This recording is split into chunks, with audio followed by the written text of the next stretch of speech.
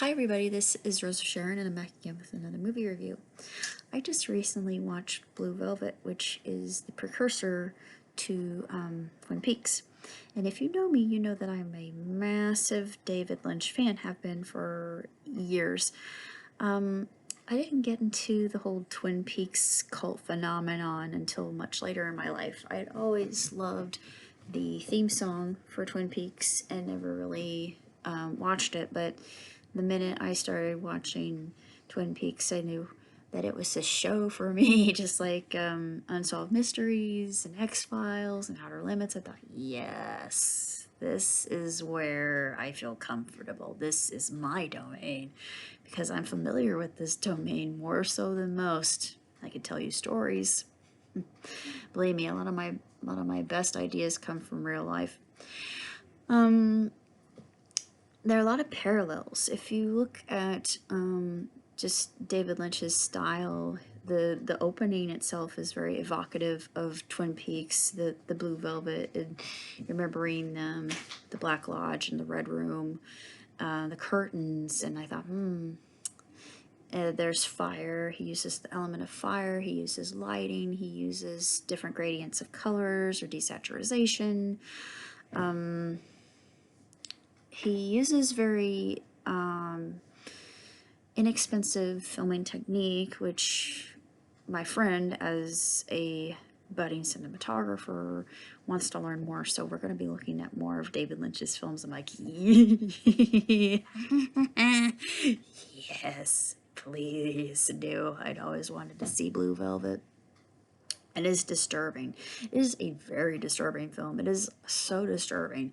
It is along the lines of Project Blue, which is actually one of my favorite animes of all time, which is about a young idol who subsequently gets raped by an obsessed stalker who is a fan. So, yeah, this is similar to that and how uneasy it is, and Lynch is unafraid of getting us into that kind of territory. The main story is you've got this character who is named Dorothy Valens because the original song Blue Velvet was written by Richie Valens, or Frankie Valens, I'm sorry, not Richie Valens, what am I talking about?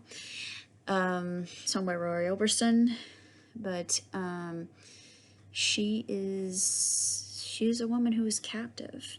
And one thing I noticed right away, because I have a very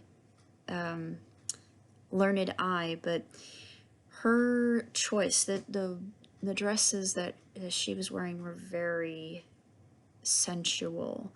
They were very sexual. She wore red, dark red, and I thought, yes, the call of the siren. And you've got Jeffrey, who's played by Kyle MacLachlan. Oh, Kyle is a dreamboat in this. He's just, he's so beautiful. He's a handsome, handsome man. Debonair, as usual. He's so young in this, and he's just an Adonis to look at. I've got a crush on him. I can't help it. But even in his older age, and I know he's a married man, but yes, I have a crush on him. I can't help that particular fact. But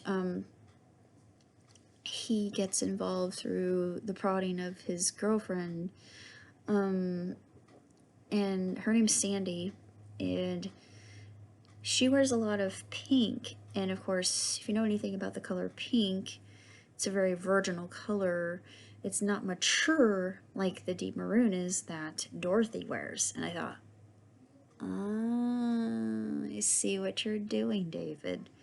Very intriguing visual clues here. Psychologically, we understand what he's doing through color. And he uses color quite a bit in The Yellow Man and Van Gogh, and you understand the connection between yellow and Van Gogh. And a lot of scholars believe that Van Gogh was crazy and he used a lot of yellow because he was kind of mentally unstable, perhaps. I honestly don't think, well, maybe he was. I know that a lot of the great geniuses might be a little bit off the rocker, but who isn't? Who is intensely intelligent? It's just the cross that a lot of people bear who have that kind of gift, sad to say, like with a beautiful mind. Yeah, it's a very unusual film, and it's very disjointed. It's good because you get a lot of good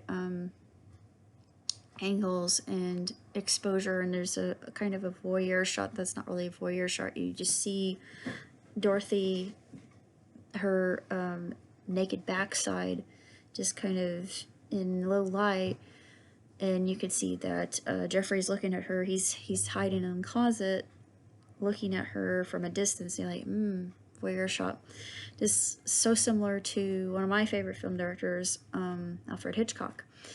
And I don't know if Lynch got a lot of inspiration from Hitchcock, but that shot in itself, I thought, it has to be. I mean, who wouldn't do that, especially if you're evoking that kind of scene of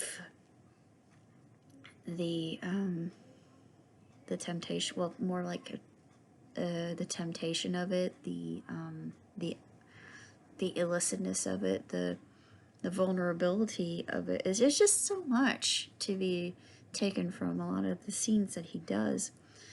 And I have to give it 3 out of 4. I want to give it 4 out of 5, but a lot of things were predictable to me, I hate to say, because I knew what was going to happen next, even though, yeah, it's Lynch, and with Lynch, sometimes you just don't know. Lynch can throw you for a loop, but knowing Lynch and being familiar with his style, I knew exactly what was coming, and it wasn't anything that threw me off. But I really enjoyed it, and I give it 2 thumbs way up.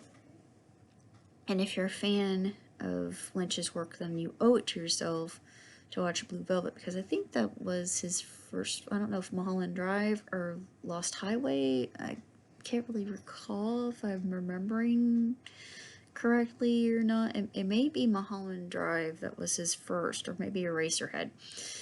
One of those is. I don't know which one, but the Blue Velvet is a classic, and it's just a remarkable sort of expose on the mind of, well, the minds of very disturbed people, and what led to the creation of Bob and Twin Peaks, and of course the guy who plays Catherine's husband is in the gang, and he doesn't have very many lines, and the line he said, the one line is, "I'm Paul." I'm like, yeah, you are. You don't threaten anybody. You're just such a mousy man. But it just, that I don't know why, but that particular scene in and of itself just made me giggle uncontrollably, which it shouldn't have, because he was supposed to be an intimidating character. And if you know anything about him in Twin Peaks, you know that he's a whipped man living under the edict of his wife and kowtows to her every whim. So yeah, it was ironic, but